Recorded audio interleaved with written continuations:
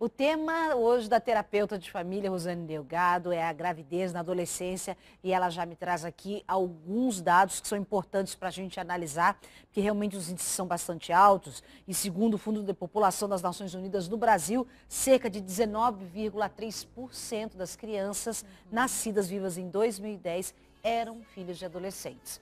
Então a gente precisa analisar isso e a minha primeira pergunta é: de onde pode vir? Quais são as possíveis causas desse alto índice? Rosane, seja bem-vinda.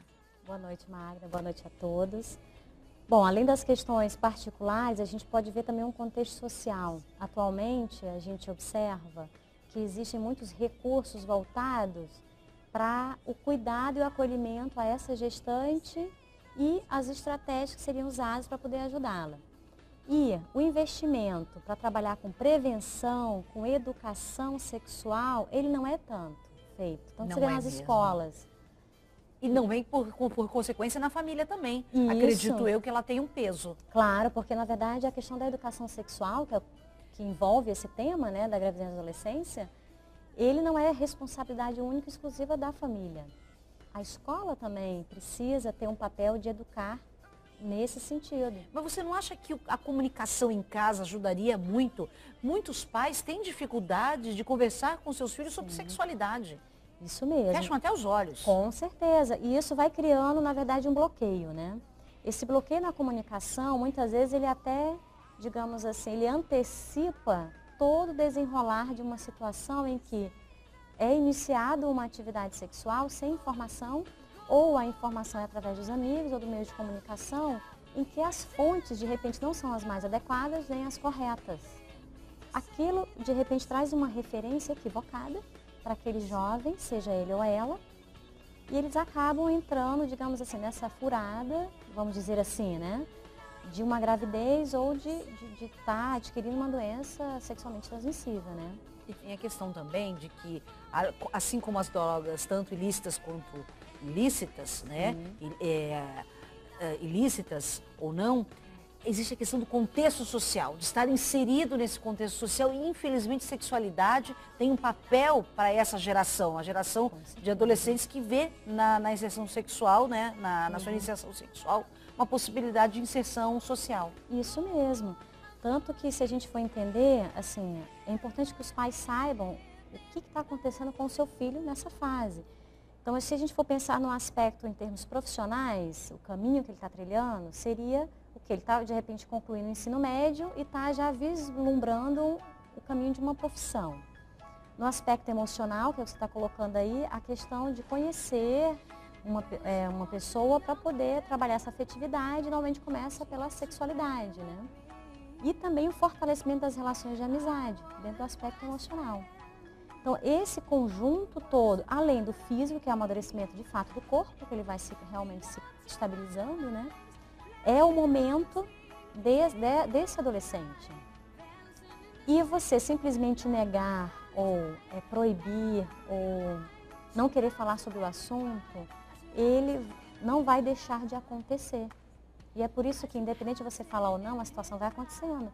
Porque eles precisam de amizades, de pessoas da mesma idade. E aí o outro coleguinha, às vezes a pessoa fala assim, minha colega não é mais virgem, sei lá, com tantos anos, bem jovem. Aí a outra, nossa, mas eu sou. Aí a pessoa se sente constrangida, eu sou diferente, como assim?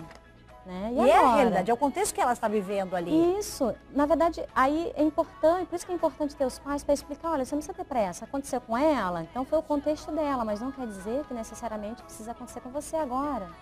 Tem o seu tempo, cada um vai ver o seu tempo. Né? E aí vale também uma análise de duas caracterizações de adolescentes. Sim. Vamos até não sei se dividi-los é a palavra correta. O que você usaria? Quando a gente, bem essa que você usou mesmo, de caracterizar para a gente entender os tipos, até para saber como é que os pais podem, né, se lidar, né, com esse tipo de jovem. Aquele jovem que ele se sente acima do bem e do mal. E esse acima do bem e do mal, ele, comigo nada vai acontecer, que aí entra também a questão da invulnerabilidade, né? Ele pode estar assim dentro de situações de risco, mas ele não vai ser atingido, né? Tem uma questão também de que ele quer tudo para ontem. O resultado, as situações precisam ser muito imediatas, senão já perde o interesse ou não tem motivação para fazer.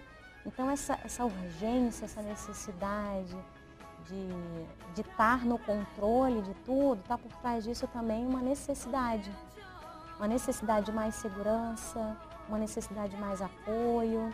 Alguma coisa naquela relação, ela está precisando ser modificada e que a maneira dele explicar isso é dessa forma. Aí fica ruim, porque como é que os pais, né, como não é uma forma diretiva, muitos pais, eles ficam perdidos, eles não sabem o que fazer, porque a comunicação ela não é clara, então ele não sabe como agir perante o filho quando ele está demonstrando esse tipo de coisa. Né? Então, por trás dessa característica, né, existe então uma mensagem. Existe uma mensagem. A inconsequência de não pensar nos seus atos, vamos relembrar aqui, né, essa busca pelos prazeres imediatos, essa coisa de se achar acima do bem e do mal, são mensagens. Isso, que ela pode ser transformada em pedidos de ajuda.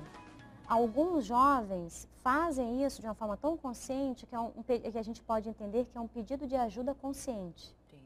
Embora ele não saiba fazer a conexão, porque eles são muito senhor de si, né? Eles não conseguem raciocinar para poder entender que aquilo que ele está querendo é um pedido de ajuda, que ele está fazendo um pedido de ajuda. Outros fazem isso instintivamente, inconscientemente. Ou seja, os sentimentos estão manifestando através de comportamentos e às vezes a pessoa não está nem consciente daquilo. E olha que interessante você trazer essa abordagem pra gente, né? Mais um susto que a gente leva com você aqui, mais um alerta para poder cair na real e de repente perceber, né? Não dramatizar, mas perceber essa situação. E a outra característica? Certo. E só para fechar também essa outra questão aí do perfil, os pais podem pedir ajuda, Magda. Então o pai também não tem que, pai ou mãe não tem que necessariamente saber de tudo. Eu ia chegar nessa, sabe? Porque aí eles se desesperam do outro lado. Claro. Porque falam assim, gente, mas eu não tinha, tem que ter manual para me dizer que era uma mensagem. E realmente é o que acontece. Porque às vezes o negócio é muito enigmático. Não né? é? E eles podem pedir ajuda. Pedir ajuda de um profissional para ver como é que eu trabalho essa minha relação. Porque é toda uma questão de relação com meu filho. E nessa fase da adolescência, o ponto da relação com o filho é uma coisa muito importante, porque aquilo é que vai dar a base para o que vai vir para o futuro. Porque se ficou alguma coisa mal parada, assim, mal elaborada, naquela relação do passado, esse é o momento de começar a consertar, para ir ajustando, fazendo os ajustes necessários e partir dali começar uma nova vida, vamos dizer assim. Entendi. Agora, deixa eu só voltar na questão da conversa, na comunicação que os pais têm com os filhos em relação à sexualidade. Certo. Então ela não teria tanto peso quanto essa visão de quem é o meu filho, a característica que o meu filho apresenta, é isso ou não? A conversa ela faz parte, porque ele já tem mais ou menos a noção e já existe, na verdade, o filho se sente à vontade para buscar os pais. Vou te contar um exemplo de uma jovem que ela tem uma certa liberdade de comunicação com os pais deram isso para ela estava com um namorado, já era o segundo namorado, ela chamou os pais para o shopping, quero falar com vocês, vamos ao shopping. E falou assim para eles, chegou o momento. Aí eles olharam, o momento? Chegou a minha hora. Aí eles não estavam entendendo, aí eles falaram, não, eu agora quero ter um pouco mais de intimidade com minha namorada, ela já estava quase com 18 anos, né? Eu acho que eu já estou preparada. Fofo. Muito fofo, né? Mas você imagina, por mais que aqueles pais tinham um diálogo com aquela filha, né? Eles ficaram assim mudos, né? Ficaram sem saber o que fazer, né? Você vê, como menina? agir, porque você vê que o resultado daquela relação gerou um comportamento que eles não esperavam. Esse nível de franqueza, de confiança, porque precisa ter uma confiança para ela chegar e se abrir com os pais. Aí hoje ela já está com 23 anos, é noiva do rapaz, está pensando já em casar, mas o objetivo é organizar a vida, ter, assim, já está formada, ter emprego, daí realmente efetivar o casamento. Então a gravidez não é algo planejado também, porque eles veem que não é oportuno, Sim. né? E aí você, nessa fala dessa menina, a gente percebe já tanto um nível de maturidade quanto compreensão do momento pelo qual ela vai passar. Isso vem agregado a uma prevenção. Com certeza.